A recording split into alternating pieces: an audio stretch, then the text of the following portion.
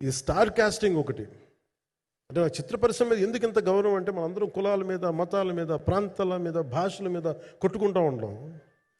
But any film industry take in this world, especially Indian film industry, దీనికి there is no caste discrimination, there is no region discrimination, there is no religion discrimination, nothing.